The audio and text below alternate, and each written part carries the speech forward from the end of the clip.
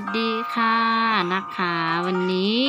ฝนก็จะพาเรามานะคะต้มไก่สมุนไพรกินนะคะนู่นวอนยรองเนอร์กูอยากจะไปรู้ใช้ฮัลโหลเฮาก้าชัวนอเนอะมาวันนี้คือไปอยู่จมูกเฮาไปอยู่จุดมะถูกกาอัวก็หูไปอยู่จุดม้วนหินจัวก็ชิมัวเปล่าถ้าไหลเต้นหรือตื่นเต้นหูชื่อตังจอมาอยู่มาจมูกอัวนะคะก่อนที่เราจะเอาไปต้มนะคะเราก็ต้องทำความสะอาดไก่เนาะนะคะแล้วเราก็ชะล้างนะคะสิ่งสกปรกออกไปก่อนนะคะแล้วเราก็ค่อยนำไปนะคะ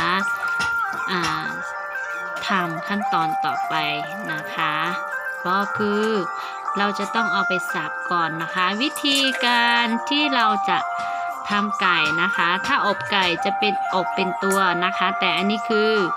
ต้มไก่สมุนไพรนะคะเราจึงสับนะคะยอดกาจูชัวโนเตโยอัวอิถูกาเข่งอ๋อโอยาตายอกาเฮาชัวซื้อโนเตเป้อยู่จัวนะเป้อยู่จัวย้อนแต่เช่อยู่เนี่ยจัวตูลูรอตูมีอยู่เนี่ยจัวเลยจังเตย้อนจนแต่อยู่เนี่ยอ๋อเตะคอหนูย่ออีคอคือเป้มองอีจิ๋วยิงหนอนนอช่วยจะฆ่าลูเนอนะคะอันนี้ก็คือต้มตำลากนะคะที่ยืนอยู่กันมานานเป็นพันปีเลยทีเดียวนะคะ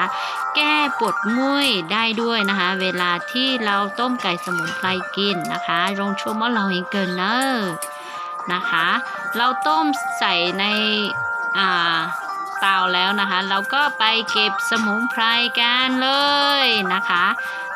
เปยมเปชวนจนะเปรูเน่งย่อไปจงมาหูเปรู้ว่างเราสิเปปุ่นจีว่านปุ่นจีเจมาเตชัวละชัวซื้อหาได้ชวนจัวจียอหาชัวชักไออย่างเราซื้อเจมัวชวนต่างดาวอย่างคือเปจอจนแบบเปตะวันตอเจพอหนูเห็นเขาคือชื่อเซ้งแหงนะคะหมู่บ้านเรานะคะในบ้านชุมชนเราก็จะปลูกสมุนไพรไม่ใช่สมุนไพรที่มาต้มไก่อย่างเดียวนะคะแต่เป็นอย่างอื่นด้วยเราก็มีรวมนะคะหลายอย่างนะคะ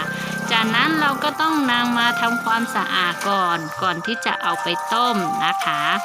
กับไก่เนาะนะคะวันนี้เนาะไปอยู่จุดเตามั่วจะชั่วชะก้าเจอจัวจัวก็หูจอมันเจ้ามองเฮาเนอว่าตั้งเราเตะไปอยู่เจ้ามองเฮาเชยจ่องกาอ๋อคือก็ตั้งไปตัวเฮาเชจาละแต่เขาหน่อยเขาคือชีสเซ้งแหงนะคะหลังจากนั้นเราก็เอามาต้มเลยนะคะต้มกับหม้อเลยนะคะก็จะบอกว่าอร่อยมากๆนะคะใครได้กินไก่ต้มพัมปีคือแก้ปวดเมื่อยแก้ได้หลายอย่างเลยนะคะวันนี้พอดีฝนจะตากให้เรากินแต่ไปทำธุระแล้วกลับมาไก่อุ่นๆนะคะโอเคนะคะเรามาดูกันเจ้าคือจ้อฮะเจ้าชวนจ้อฮะลงชั่วโมงละนะแล้วก็ส่วนนี้นะกินได้เลย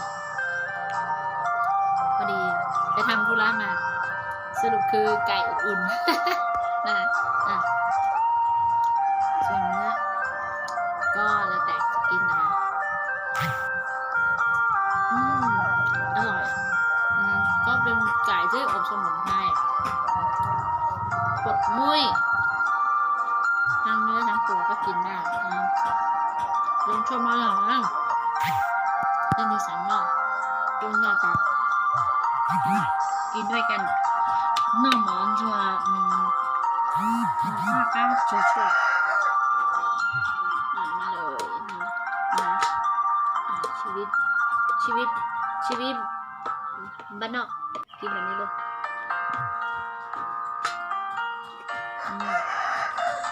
ร้านหอมนี่ดิจิตอลนอกข้าวช่วยเนี่ยหมอเขาช่วยแข็งแรง